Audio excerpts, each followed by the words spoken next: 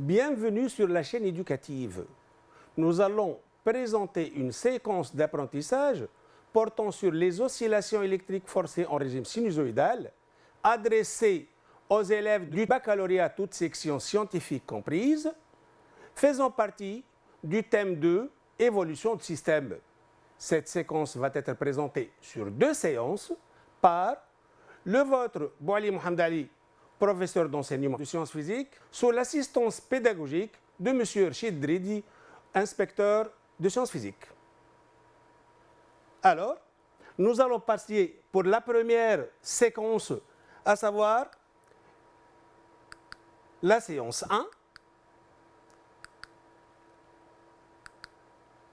Le circuit de principe, il est formé essentiellement d'un générateur basse fréquence GBF qui délivre une tension sinusoïdale U de T égale UM sinus de pi NT plus phi U, d'amplitude UM et de phase initiale phi de U, constante, mais de fréquence N réglable, qui alimente ce circuit RLC comme vous le voyez.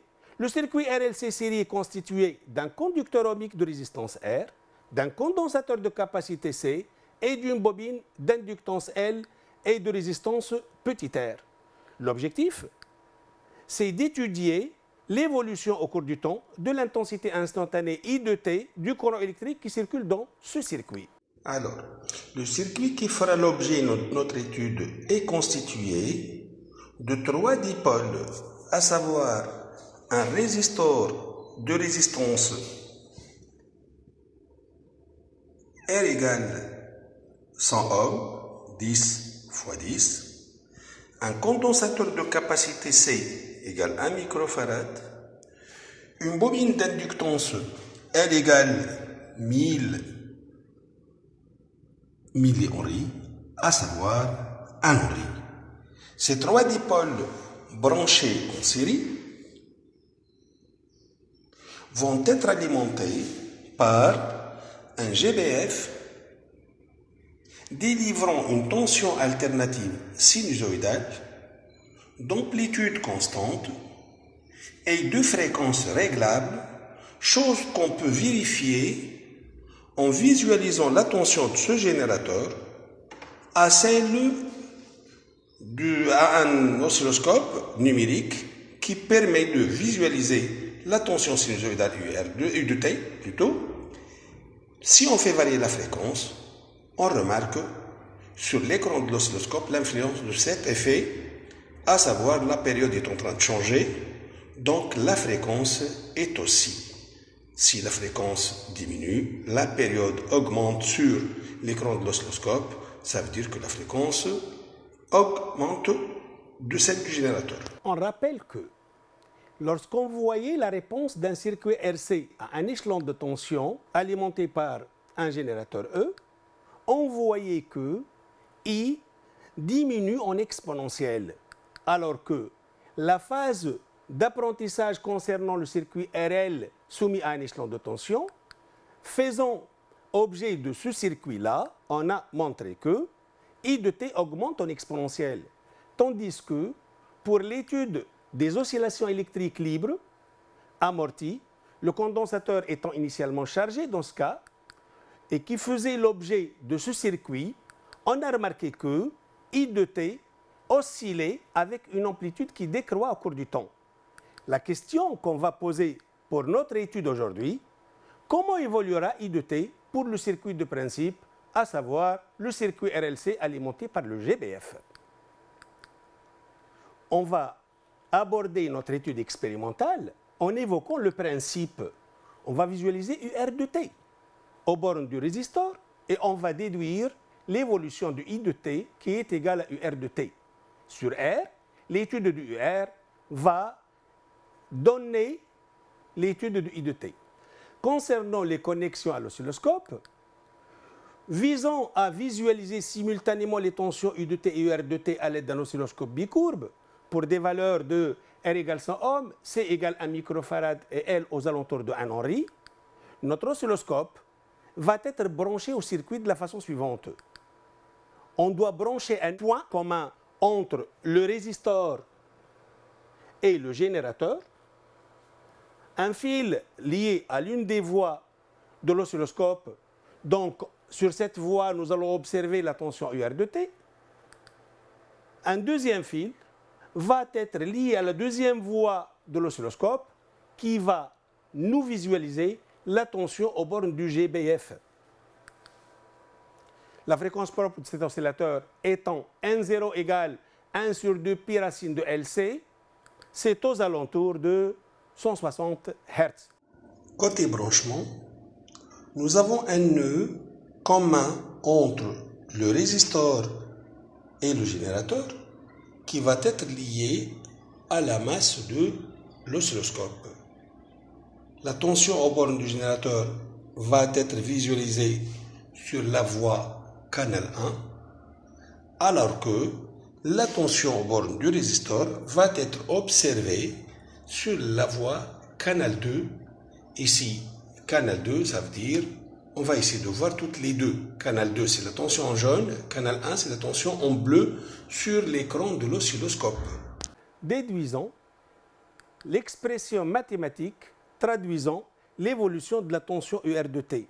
Ceci fera l'objet de nos séquences expérimentales qui vont venir.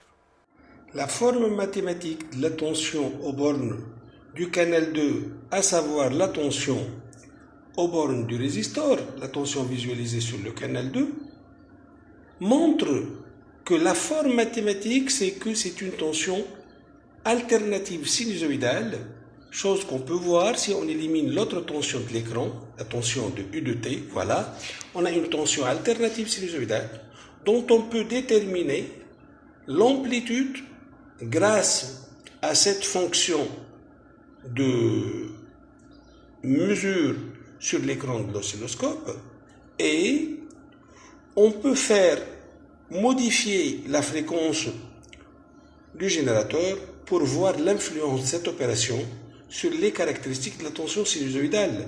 Les caractéristiques sont essentiellement l'amplitude, la fréquence et la phase initiale de UR de T. Concernant la fréquence des oscillations, la fréquence de UR de T qui s'écrit, comme on vient de le dire, UR de T égale URM sinus oméga T plus phi, sinus de pi NT plus phi, je remarque que les deux courbes parues sur l'écran de l'oscilloscope, la tension U de T et la tension UR de T ils sont représentés, ont toujours la même valeur de la fréquence, la même valeur de la période. On a donc deux fonctions sinusoïdales. Lorsque je change la fréquence de l'une, la fréquence de l'autre change. Donc la fréquence N de UR est obligatoirement celle du générateur, c'est-à-dire que la fréquence est imposée par U de T. Les constatations directes qu'on a tirées de l'activité expérimentale qu'on vient de faire, c'est que UR de T est une fonction sinusoïdale du temps. La forme mathématique de cette tension est UR de T égale URM sinus de pi NT plus phi de UR, à savoir une fonction qui dote de trois paramètres, la fréquence N, l'amplitude URM et la phase initiale phi de UR. Concernant le N, la fréquence, nous avons montré que la fréquence N de UR est celle de la tension U de T. Voyons l'influence de la variation de N sur le paramètre numéro 1, l'amplitude URM de la tension aux bornes du résistor. Étudions l'influence de la variation de la fréquence N du générateur sur l'amplitude URM. Je remarque que si j'augmente la fréquence, remarquez que l'amplitude URM est en train d'augmenter, ça augmente. On est ici proche de la fréquence propre de l'oscillateur RLC. Si on la dépasse, on remarque que l'amplitude URM diminue. Donc, on peut conclure que URM varie en fonction de la fréquence N des oscillations imposées par le générateur. Voyons prendre quelques valeurs correspondant à la variation de la fréquence qui va influencer la variation du URM. Revenons à quelques valeurs ici. Pour, par exemple, une valeur de 140 Hz, nous allons mesurer à l'aide du curseur la valeur delta V qui veut dire 2 fois URM. On remarque que c'est 3,28 volts divisé par 2, on va trouver URM. C'est la première valeur. La deuxième pour 150. Aux alentours de 150, nous allons essayer de voir.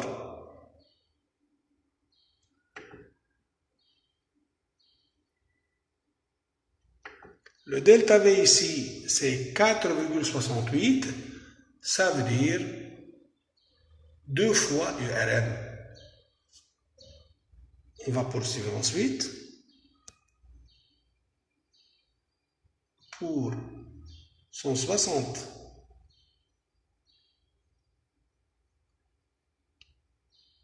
Hz, nous mesurons donc URM. 2 fois URM, c'est 6 volts. Poursuivons. Pour 170, 175, soit. Alors, finalement, pour 180 Hz, on remarque que la valeur de 2 fois URM rechute à 4,36. C'est plutôt 4,24 volts. Voyons une dernière valeur pour 200 Hz.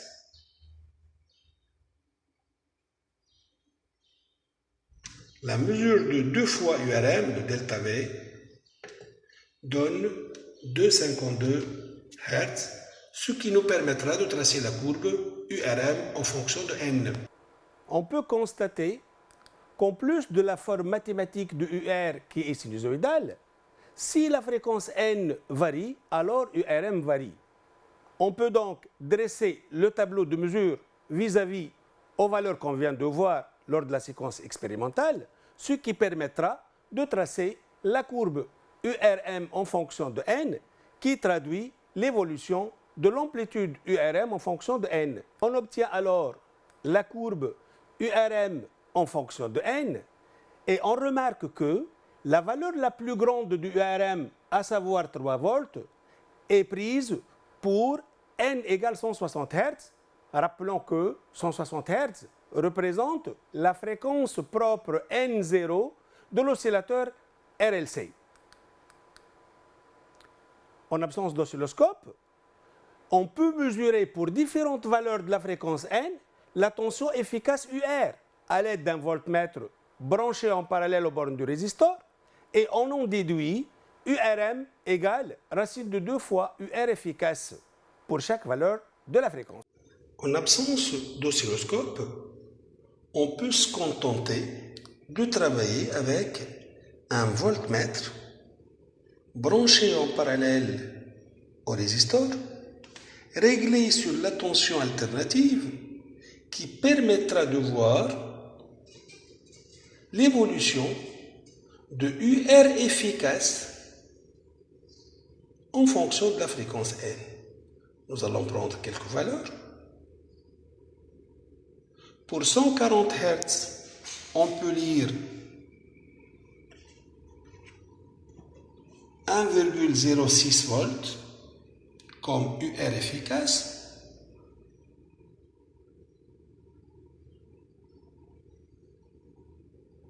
Pour 150, on peut voir la valeur de 1,72 volts, 153.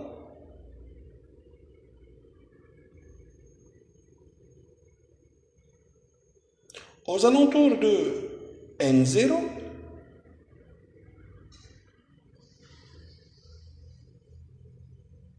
on peut lire 2,11, 162 donc, 2,11 volts, 161, 162. On dépasse pour 180 Hz et on revient à 1,43 volts. Pour 200,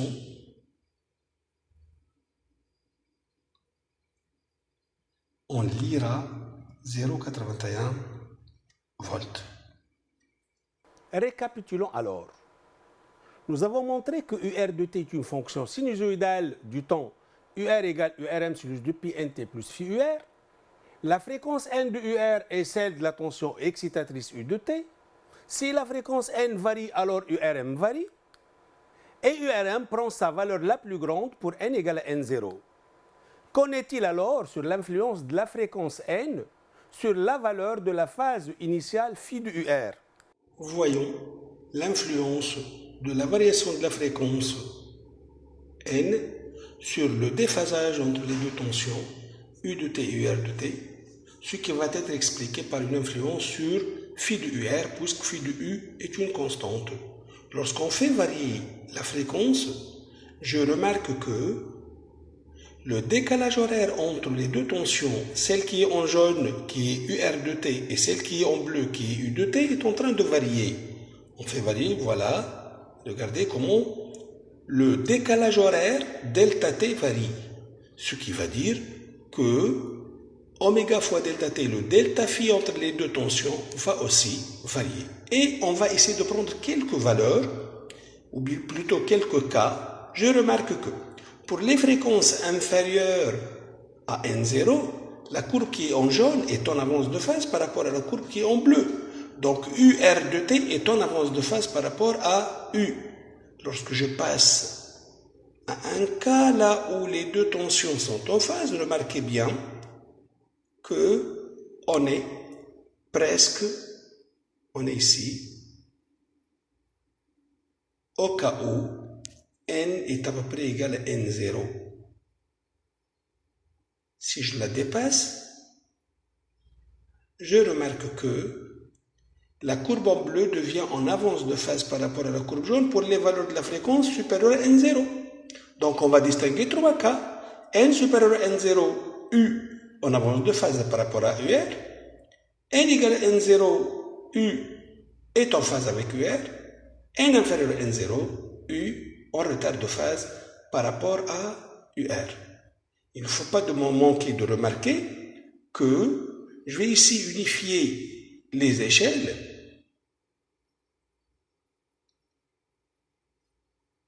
sur 2 volts pour la première, 2 volts pour la deuxième, en mettant. Et remarquez que je fais varier la fréquence, mais je remarque que l'amplitude du UR de t ne dépasse en aucun cas celle de U de t. Pour les valeurs inférieures, ou bien égales à N0, ou bien supérieures à N0. Donc, quel que soit N, UR max est inférieur à U max. Récapitulons alors. Si on fait varier la fréquence n, alors le décalage horaire delta t entre les deux tensions U de t et UR de t varie.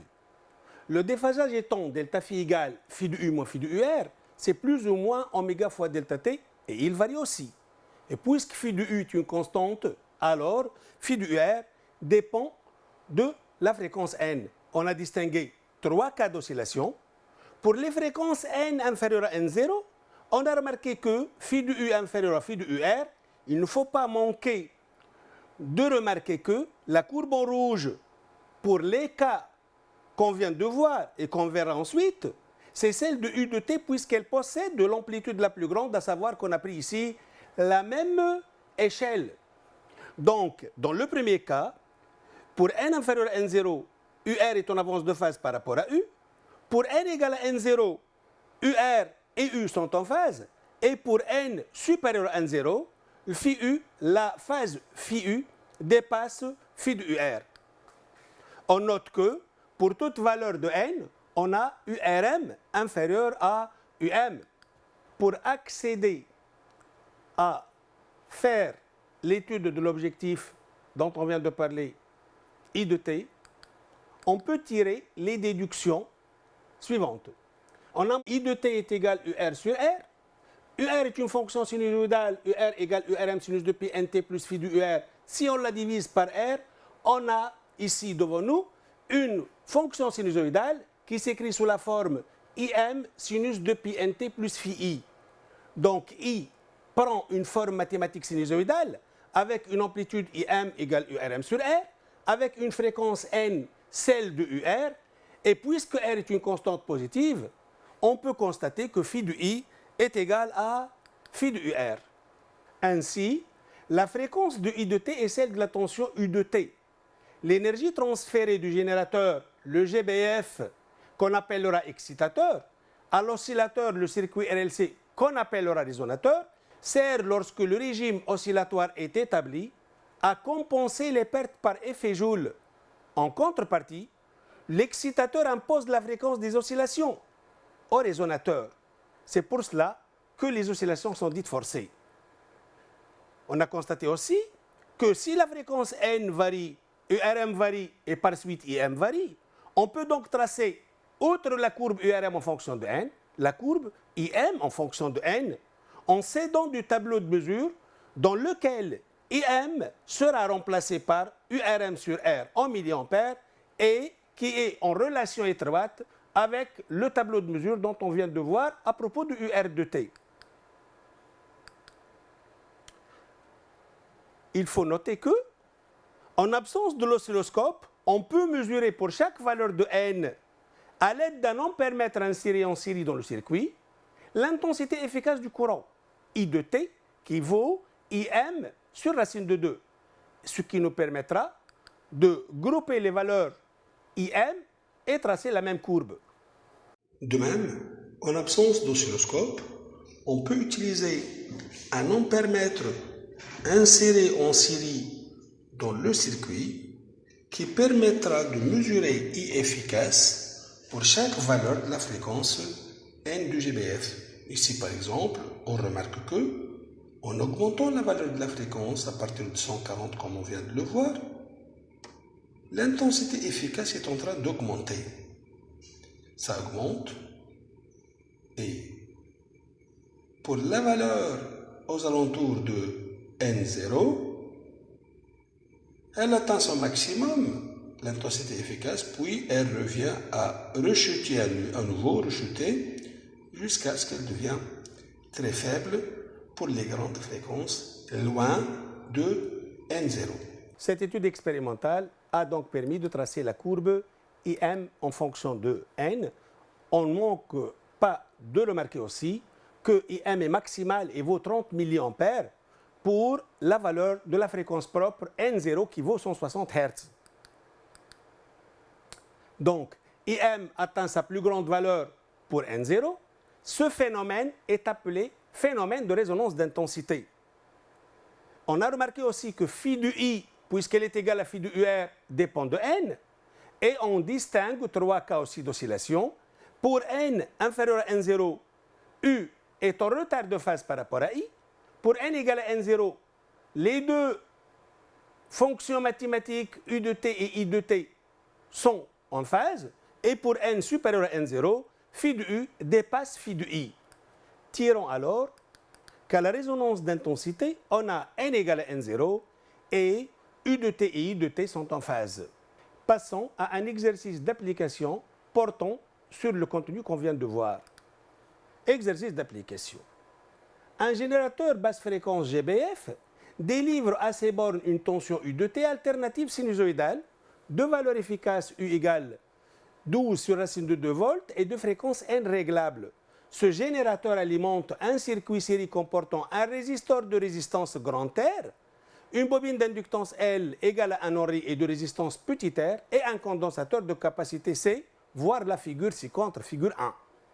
Expérience 1. On mesure l'intensité efficace du courant électrique qui circule dans le circuit pour différentes valeurs de la fréquence N.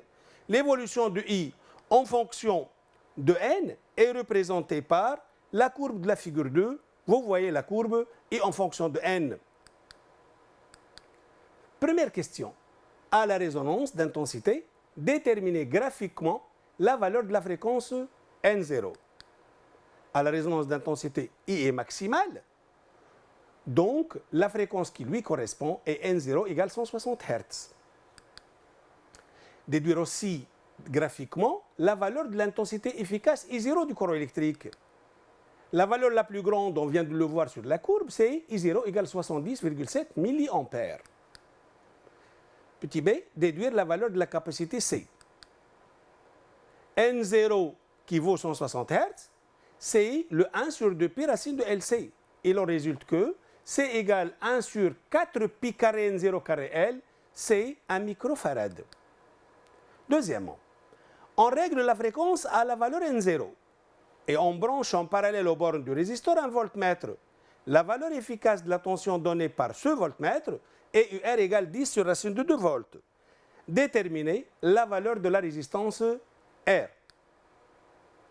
R est tout simplement UR efficace sur I efficace. Pour ce cas, ça vaut 100 ohms. Expérience 2. La fréquence est maintenant réglée à une valeur N1, différente de N0.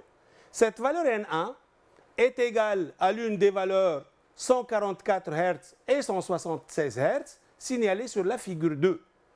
Un oscilloscope bicourbe convenablement branché au circuit a permis de visualiser simultanément les tensions U de T et UR de T aux bornes du résisteur. On obtient les oscillogrammes de la figure 3. Voilà la figure et voilà les deux courbes C1 et C2. Complétez, première question, la figure 4 en plaçant les dipôles dans les cases vides et en indiquant les connexions adéquates à l'oscilloscope qui ont permis de visualiser simultanément I et UR. On remarque ici qu'on a proposé un fil de connexion entre la masse de l'oscilloscope et ce point du circuit. Donc, voilà comment on va insérer. R et le GBF doivent avoir un point commun lié à la masse pour pouvoir visualiser la tension U de T et la tension UR de T. On ajoute ensuite la bobine et le condensateur dans un ordre au choix. Le premier fil à brancher entre l'autre borne du résisteur et l'une des voies de l'oscilloscope pour visualiser UR de T. Et un deuxième fil va lier ce point du circuit à la deuxième voie de l'oscilloscope afin de visualiser U de T. Deuxièmement, sachant que les sensibilités verticales pour les deux voies de l'oscilloscope sont pour la courbe C1 1 volt par division et pour la courbe C2 4 volts par division, première question, montrer que C1 correspond à UR de T. On a U1 max égale à 1 volt fois 5 divisions, ça vaut 5 volts. U2 max, 3 divisions fois 4 volts, ça vaut 12 volts. Or, pour toute valeur de la fréquence, on connaît que URM est inférieur ou égal à UM. Donc, dans ce cas, la courbe 1 correspond à UR de T. Petit b, justifier que N1 est différent de N0. Puisque les deux tensions U de T et UR de T ne sont pas en phase, alors N1 est différent obligatoirement de N0. Petit c, déterminer le déphasage phi de U moins phi de I et préciser alors laquelle des deux valeurs de N, 144 Hz ou bien 176 Hz, celle qui correspond à la fréquence N1. U de T est en avance de phase par rapport à UR de T, et donc par rapport à I de T. Alors, le delta phi vaut ici phi de U moins phi de UR, qui vaut phi de U moins phi de I, est égal 2pi sur T fois T sur 6. Le décalage horaire est égal à T sur 6. Le U est en avance de phase par rapport à UR, donc le déphasage delta phi est égal à pi sur 3. Donc, puisque phi de U est supérieur à phi de UR, alors N1 est obligatoirement supérieur à N0 et par suite N1 est égal à 176 Hz. Cette séance est achevée. Merci pour votre attention et bon courage.